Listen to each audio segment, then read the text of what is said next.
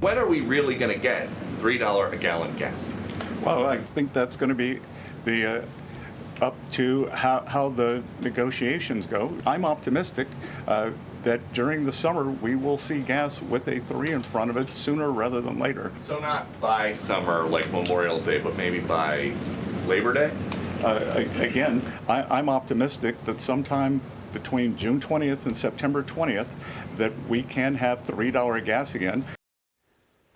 $3 gas by the end of September? The NASDAQ and S&P extending gains after a record Wednesday, and the president just announcing a brand new 10-day ceasefire between Israel and Lebanon. But the Strait of Hormuz blockade is still in effect, and the military chess pieces remain in place in the Middle East. So are we really on the brink of a soft diplomatic landing?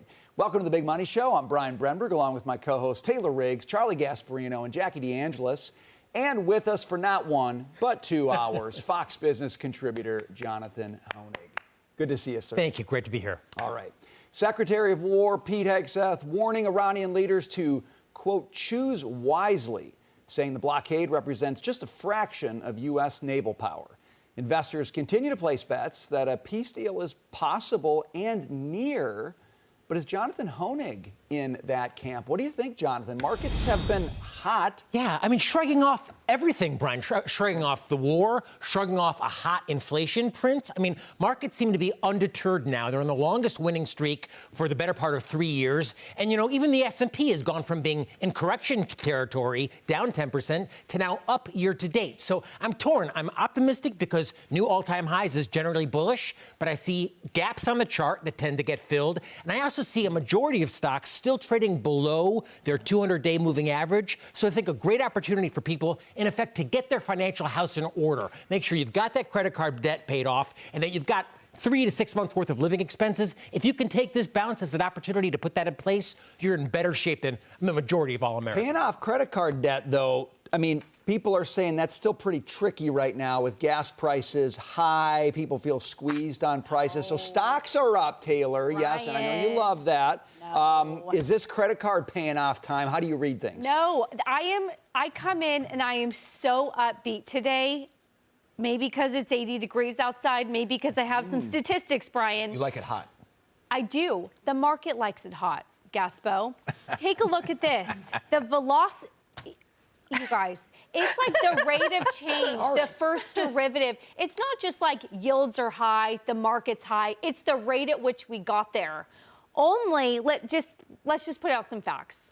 In the last 11 trading sessions, the S&P 500 is up 10.7%, not including today. This outpaces Liberation Day. In 11 trading sessions after Liberation Day, we only gained 10.1%. We're literally up almost 1% every single day. And this has only happened 15 times this century. Usually it happens once every couple years. We just did it twice within the last year. So it is unbelievable what the market is pricing in. Is it based on fundamentals? I don't know. Are there gaps in pricing, Jonathan? I don't know, but I like what I see in terms of literally a V-shaped recovery in the equity markets. And I know, Brian, this is not the economy. Except what if I talk to you about some good economic statistics that we've gotten? Here's one, business formation. Guess who's just like creating businesses? Entrepreneurs in high growth areas. Is it AI that's allowing me to like pull up a business plan and I create a whole business?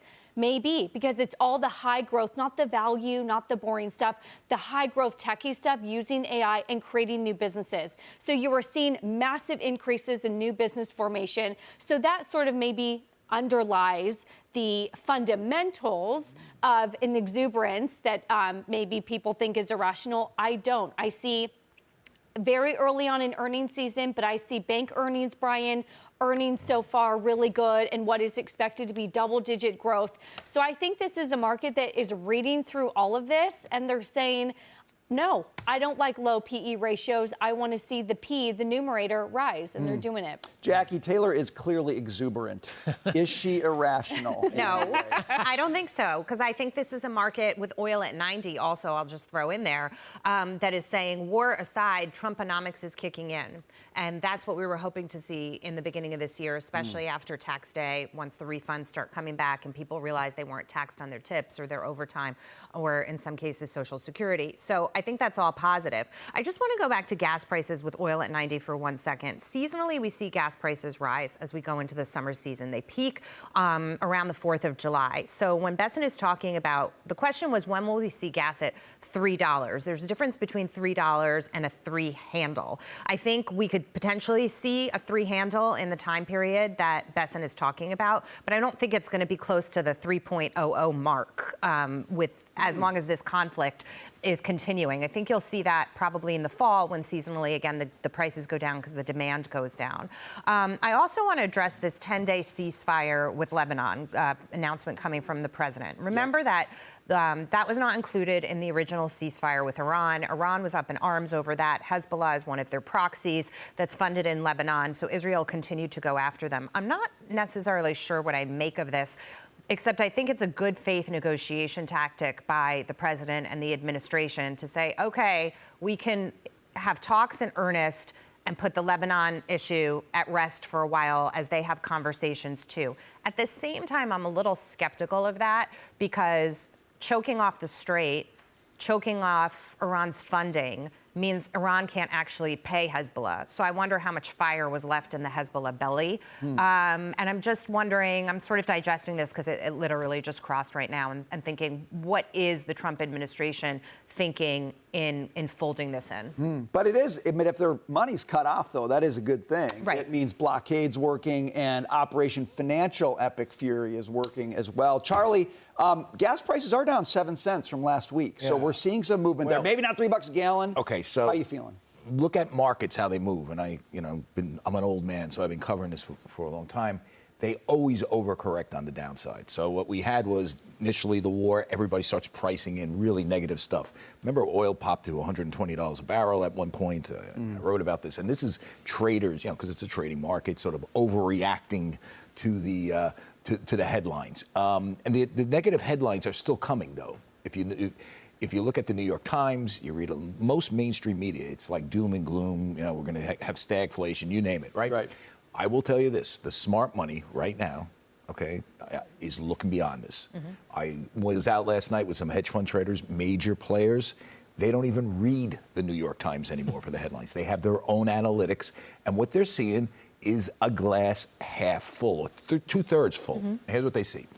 Strait of Hormuz blocked, or whatever they're doing there, an embargo or a blockade. Guess what? That defunds the Iranian war machine, and it's almost defunded. Guess what? They do have some drones. They can throw some missiles at you, but every day they do one, it's one less because their productive capacity is destroyed. Their economy is destroyed. Without oil, they can't sell oil to the Chinese. The Chinese are caught in the vice. So this is three-dimensional chess by Trump in an interesting way. The smart money thinks this will come out positive right now. They really do. That's why you're seeing all that green. They are beyond that initial freak out and saying, no, this thing could happen better. Now, how this filters into Main Street economy, remember, market's always a little bit ahead of the Main Street economy, right? So how this filters in, and does this help the Republicans during the midterm? If we have $4 gas, I can't tell you but long term, what they're saying is that, look, this is a pain in the ass country. Not even, and more than that, right? I'm being That's generous. being very charitable, Right? They're toast. Which is new for you. Yes. I'm editing myself because this is a family program. It is a family program. So they're neutered.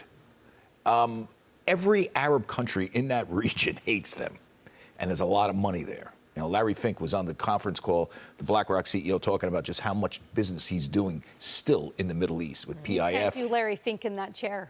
Why not?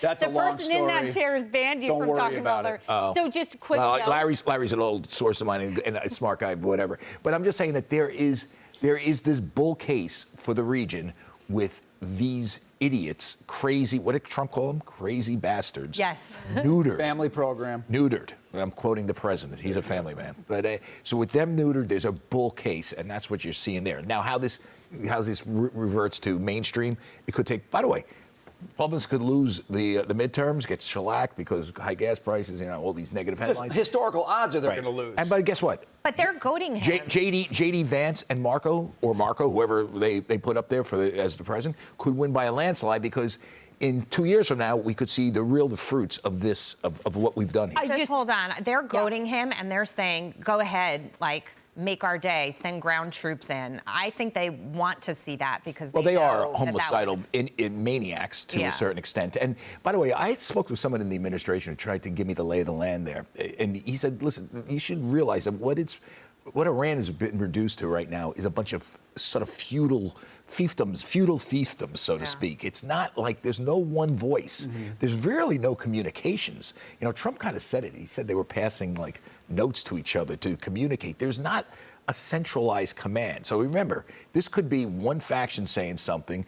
They're negotiating with a bigger faction, but you know, we've literally destroyed the infrastructure of that country that's the to an important extent that it's hard to believe anything they say because who knows who's saying it. This could be an answer to the trickle down to Main Street, the report that the Pentagon has been approaching automakers and manufacturers to boost weapons production.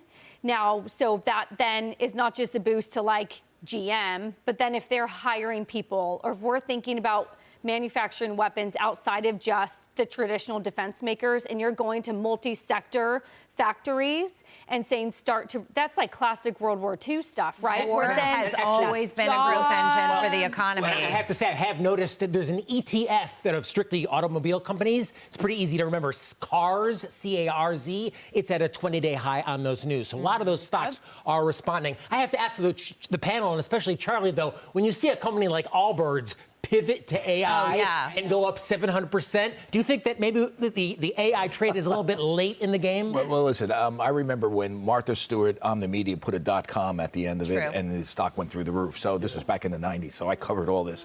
Yeah, there's hype around this, but we should also point out the spend on AI is tremendous. Again, out with hedge fund guys last night. Anthropic is not public, right? Nope. Not OpenAI is not public. They're talking $trillion valuations. Oh, yeah. Then, $trillion do you think valuations. this private credit panic is all overblown if the spend is still there? My view is that there's a correction that needs to happen in private credit. It's not. I don't believe it's junk bonds in the 80s, and I definitely don't believe it. You don't think it's housing? It's the housing crisis redux. You don't believe that? I just the impression I'm getting from people. It could be nasty, but we have corrections. When there's always we had a correction with community banks who screwed up their books, right? Yep. There was a correction. Healthy part of the market. This happens all the time. Found problems. All right. In the meantime, Jonathan's not buying a shoe company to an AI powerhouse, but we're going to move on from that.